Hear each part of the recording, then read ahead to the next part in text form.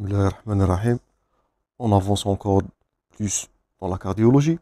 Après qu'on a vu les valvulopathies précédemment, maintenant on va traiter les cardiopathies. On va voir les cardiopathies infectieuses, les cardiopathies de type inflammatoire, on va voir les cardiomyopathies dilatées jusqu'aux arrivées à l'insuffisance cardiaque. On va commencer premièrement aujourd'hui avec une pathologie qui est grave, qui est l'endocardite infectieuse. C'est le cours de Dr Sediri. Et toujours, vous allez trouver tous ces supports dans la description quand vous êtes habitué. Et on commence bien, on enchaîne notre cours. Donc, comme définition, donc une endocardite, bien les endocardites bactériennes, ce sont des lésions, car vous, ce terme-là, on va le revoir dans l'anatomopathologie qui sont ulcéro-végétantes. Donc, c'est un terme composé de deux mots. Donc, ulcération plus dévégétation, ce que vous allez voir dans l'anatomopathologie. Cette dernière, elle est liée à la greffe, donc dans l'endocarde d'une pathologie, ou bien souvent cette greffe, elle est d'origine bactérienne. C'est pour cela qu'on associe le terme endocardite bactérienne à cette pathologie. Donc, sur le plan anatomopathologique, ce sont des ulcérovégétations. Ou bien se greffe au niveau de l'endocarde, ils sont d'origine bactérienne. Elle se survient sur, gardez-vous ce terme-là. Donc, elle survient soit sur les valves, on parlera d'une atteinte bactérienne valvulaire, sur une prothèse intracardiaque, qui est le cas le plus fréquent, vous allez voir ça, d'un micro-organisme qui est souvent bactérien. Donc, elle peut survenir soit sur un cœur sain, soit sur un cœur pathologique. On va voir ça dans juste quelques plaques. Donc, comme définition, lésion ulcéro-végétante due à la greffe au niveau de l'endocarde. Faites attention, l'endocarde fait inclure aussi les valves. Donc, on peut avoir une endocardite sur les valves, ne commettez pas cette erreur dans votre QCM. Et l'origine, souvent, il est bactérien. Cette endocardite bactérienne, elle se développe le plus souvent, donc si on vous pose la question, sur une cardiopathie, surtout les porteurs de valves. Et gardez-vous bien, comme on a vu dans le chapitre de valvulopathie, c'était l'insuffisance aortique qui est souvent vulnérable. Donc, la lésion la plus vulnérable à l'endocardite bactérienne, c'est l'insuffisance aortique. Donc, l'endocardite bactérienne, elle se développe souvent sur une cardiopathie, surtout des prothèses. On va voir les patients à haut risque, au moyen risque et à faible risque de fur et à mesure qu'on va avancer dans ce cours. Mais elle peut survenir exceptionnellement sur un cœur sain. Donc, si on vous pose la question, l'endocardite bactérienne, elle survient ou bien elle touche seulement les patients qui sont cardiopathes, ça c'est faux, elle peut, mais exceptionnellement. Donc, elle survient souvent, notez-vous bien ce terme-là dans vos cas cliniques ou dans vos questions. Elle survient souvent sur une cardiopathie. La plus fréquente, c'était l'insuffisance aortique. Mais elle peut, mais exceptionnellement, survenir sur un cœur sain. Faites attention à cette phrase. Maintenant, les patients qui sont susceptibles à développer cette pathologie. Donc, on a des patients, bien des cardiopathies qui sont à risque élevé, catégorie 1. Deuxième catégorie, on a des patients, bien des cardiopathies à risque modéré. Et dernièrement, les cardiopathies, les patients à risque faible ou des patients avec un risque qui est presque nul. Commençons premièrement par les patients à haut risque ou à risque très élevé. Notez-vous bien que le tête de liste là, c'est l'insuffisance aortique. Donc, si on vous pose la question, toujours on répète quelle est la pathologie, mais quelle est la valvulopathie qui est très susceptible en premier plan de développer une endocardite bactérienne. La lésion préférable de cette greffe, c'est l'insuffisance aortique. Premièrement, l'insuffisance aortique, suivie deuxièmement par l'insuffisance mitrale. Donc, vous êtes censé de garder ces lésions-là en tête, soit risque élevé, soit risque modéré et les risques nuls. Ça peut être une question posée au niveau de votre examen. Donc, insuffisance aortique, insuffisance mitrale. Voilà une insuffisance mitrale toujours à gauche dans l'illustration. Les cardiopathies congénitales cyanogènes. Donc, vous allez cocher ça aussi comme patient à haut risque. Et surtout, les prothèses valvulaires. On a un cours sur la surveillance des porteurs de valves dans le chapitre de thérapeutique. Donc, ces patients-là, un patient qui a une prothèse valvulaire, il est très susceptible de développer une endocardite infectieuse. Une autre phrase à retenir, c'est toute fièvre, on va voir ça dans la partie clinique, toute fièvre chez un patient Porteur de valve, c'est une greffe endocardique ou bien greffe anslérienne jusqu'aux preuves du contraire. Donc, toute fièvre, on répète, chez un patient qui est porteur de prothèse valvulaire, c'est une endocardite jusqu'aux preuves du contraire. Donc, on récapitule les 4 pathologies à risque élevé. Vous avez premièrement l'insuffisance aortique, tête de liste, insuffisance mitrale, cardiopathie congénitale cyanogène, on a un cours sur ça, et surtout les prothèses valvulaires, n'oubliez pas ça dans vos cas cliniques. Donc, c'était la première catégorie. Deuxième catégorie, ce sont des patients ou bien des cardiopathes à risque modéré. Donc, risque élevé, c'était les insuffisances. Risque modéré, ça c'est une petite astuce pour vous, c'est les rétrécissements. Tête de liste, bien sûr, c'est le rétrécissement aortique. Le voilà à gauche dans l'illustration, un rétrécissement aortique. On avait vu ça avec détail dans le premier chapitre de cardiopathologie ou bien de valvulopathie. Deuxièmement, un rétrécissement mitral. J'espère que vous pouvez le citer à gauche. Autre, c'est les valvulopathies tricuspidiennes. Donc, une valvulopathie qui survient au niveau du cœur droit. Donc, elle est moins grave que des valvulopathies au niveau du cœur gauche.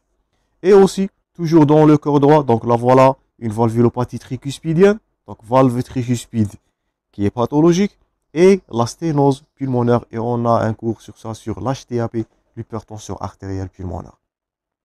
Donc, deuxièmement, les cardiopathies à risque modéré, on répète, rétrécissement aortique, les deux rétrécissements aortiques et mitral, les pathologies tricuspidiennes ou bien du cœur droit, soit tricuspidienne, voire une sténose pulmonaire. J'insiste sur les cardiopathies à risque élevé, donc ce sont les patients à priorité, donc qui devaient être traités. On va voir ça dans le traitement. Suivi par ces 4 deuxièmes, donc risque modéré. Et dernièrement, si on vous pose la question, quels sont les patients ou bien les cardiopathies à risque faible ou à un risque nul presque, donc vous allez citer, donc là voilà toujours ce que vous voyez, donc ça c'est une sténose pulmonaire, on a un cours sur ça, je répète. Et pour la troisième catégorie, donc les patients à risque faible ou à risque nul presque, c'est premièrement les shunts gauche-droit opérés, à gauche dans l'illustration des shunts. S'il y a des communications interauriculaires qui est isolée, le terme isolé veut dire que ce patient, il a seulement, faites attention, seulement une communication intra-auriculaire. Donc si vous avez un patient qui a de multiples valvulopathies, une communication intra-auriculaire associée à une des lésions précédentes, dans l'exemple une insuffisance aortique, il est classé, faites attention, à un risque élevé. Donc la priorité toujours, c'est un risque élevé, suivi par risque modéré. Les 4 dernières, soit un shunt, soit une communication intra-auriculaire, ou bien une cardiopathie ischémique, opérée ou non. On va voir ça dans le syndrome coronarien et l'infarctus du myocarde. Et dernièrement, les porteurs de sondes ou de stimulateurs ou de défibrillateurs. Ces 4 derniers sont des patients à faible risque ou bien presque risque nul de développer une valvulopathie ou bien une endocardite infectieuse. Donc j'insiste sur ces 3 plaques, vous êtes censé de garder par cœur et de classifier, stadifier votre patient. Si ce dernier il est à risque élevé, risque modéré, voire un risque faible ou risque nul. Pourquoi? Pour administrer la thérapeutique adéquate de chaque cas. J'espère que c'est clair jusqu'à maintenant. Maintenant, on passe à un autre titre qui est aussi important, c'est la porte d'entrée de ces germes. D'où ce germe-là va avoir sa porte d'entrée. Donc, si on vous pose la question, la porte d'entrée, elle est retrouvée toujours, c'est faux. Ce qui est écrit dans votre support, une porte d'entrée, elle est retrouvée dans 2 tiers des cas. C'est-à-dire, vous devez, c'est pas obligatoire d'avoir une porte d'entrée pour poser le diagnostic. Faites attention d'une endocardite bactérienne. La porte d'entrée, elle n'est pas toujours trouvée. Faites attention à ce piège.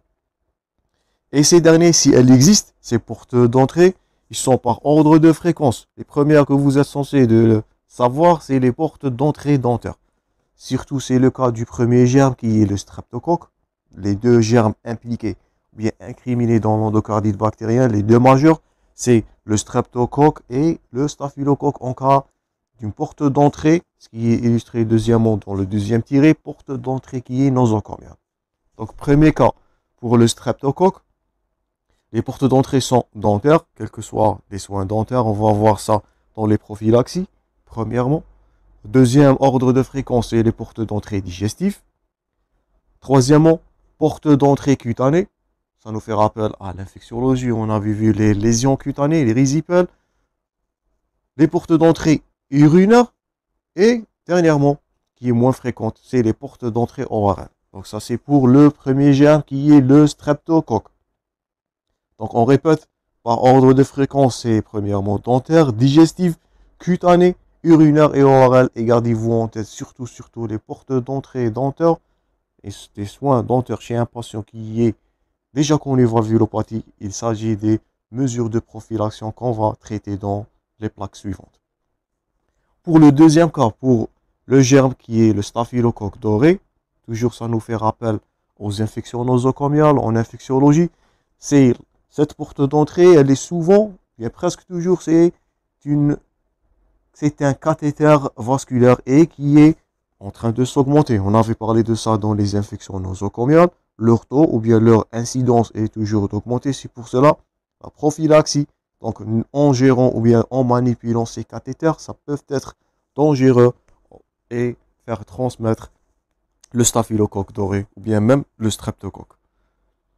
Donc les cathéters, faites attention en manipulant les cathéters chez un patient déjà connu cardiopathe ou bien il a une valvulopathie surtout à haut risque. Donc toujours assimilez-vous toutes ces notions dans un contexte clinique. Donc un patient déjà connu valvulopathe et qui est sondé ou bien qui a subi d'un cathéter vasculaire, faites attention à ce dernier, ça peut être une porte d'entrée d'une endocardite bactérienne qui peut être mortelle. Maintenant, l'anatomopathologie, le titre le plus important. Quel est l'aspect macroscopique de ces lésions? Donc, un patient déjà, donc ce patient il a été sondé ou bien il a un cathéter, il a eu des soins dentaires, ce patient déjà, il a rattrapé cette pathologie.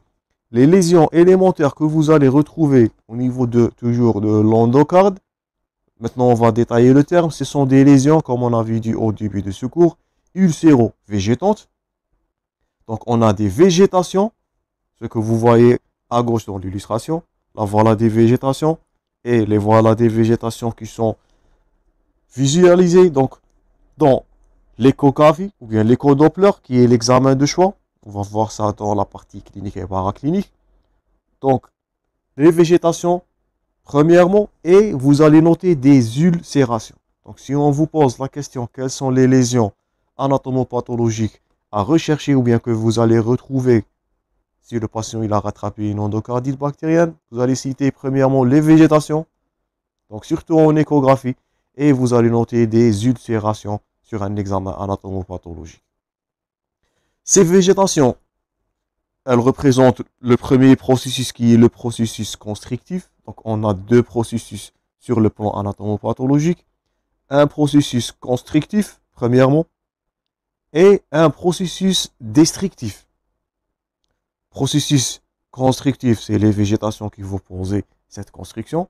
On avait vu ça dans les complications. Ça peut même donner une embolie systémique. On va voir ça dans les complications.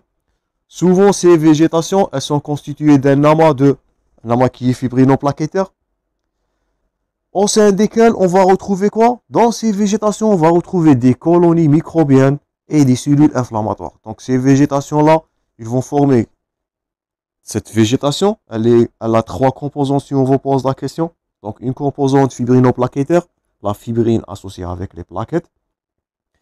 Aussi, les cellules inflammatoires, il s'agit d'un processus inflammatoire à l'intérieur de ces végétations. Et aussi, vous allez retrouver dans ces végétations des colonies microbiennes de ce germe. Donc, soit du streptocoque, les deux têtes de liste, soit du staphylocoque. Ça va donner un processus constrictif. On avait vu ça dans les valvulopathies en cas de rétrécissement.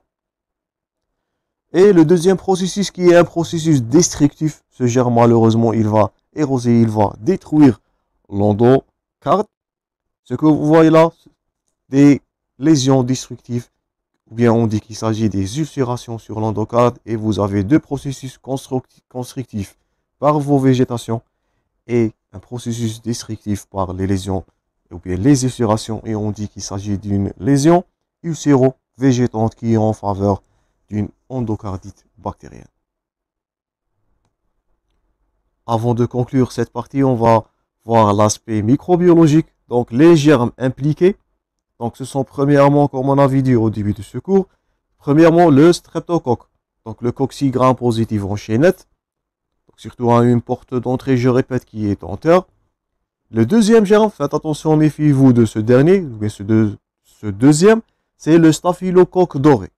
Donc il touche surtout les porteurs de prothèses, la notion de cathéter intraveineux, on a insisté sur ce terme-là dans les plaques précédentes, et la notion de toxicomanie. Donc les voilà, une prothèse vasculaire, toujours prothèse vasculaire dans n'importe quelle intervention. La notion du cathéter, faites attention si on vous pose la question dans un contexte clinique, un patient déjà connu cardiopathe ou bien valvulopathe qui a eu la mise d'un cathéter et qui est en train de développer une fièvre, faites attention, toute fièvre, c'est une endocardite bactérienne jusqu'aux preuves du contraire. Si ce dernier a un cathéter, le germe le plus souvent responsable, vous allez répondre le staphylocoque doré. Troisièmement, la notion de toxicomanie. Donc ça nous fait rappel toujours à l'infectiologie. Donc toujours on note des états de choc. Ça nous fait rappel au cours du choc septique. Toujours les patients qui sont toxicomanes peuvent développer généralement un état de choc septique qui est dû à le germe. Toujours c'est le staphylo doré. C'est le même cas aujourd'hui dans l'endocardite bactérienne. Les patients toxicomanes. Donc faites attention à ce terme-là dans vos questionnaires ou bien dans votre interrogatoire. S'il s'agit d'une notion de toxicomanie, vous allez penser souvent à un staphylocoque et chacun de ces germes-là, il a son traitement adéquat. Donc, premièrement, streptocoque, le germe le plus souvent incriminé, surtout devant des soins dentaires. Deuxièmement, le staphylocoque devant la triade. 3. Donc, un cathéter intraveineux, les prothèses vasculaires. Et troisièmement, la notion de toxicomanie. D'autres germes qui sont moins répandus. Donc, vous pouvez avoir chlamydia, vous pouvez avoir coxilla, et vous pouvez avoir, s'il s'agit de la notion d'un contact avec les chats, de la bartonelle ou bien bartonella. Donc, tout ça, ça nous fait rappel à l'infectiologie. Donc, je répète, les deux germes incriminés, ce qu'il y a à retenir de cette partie. Donc, souvent, c'est le streptocoque, surtout devant des soins dentaires. Faites attention à ça dans un contexte clinique. Deuxièmement, un staphylo doré, il est incriminé devant prothèse vasculaire, cathéter intraveineux. Et faites attention troisièmement aux toxicomanies. Le germe là, c'est le staphylo doré. Donc on arrêtera là notre première partie. On va continuer ce cours, on va voir l'aspect clinique, paraclinique et bien sûr le traitement des valvulopathies de ces endocardites dans la partie prochaine. Toujours bon courage dans vos préparations. Merci pour votre attention et à la prochaine.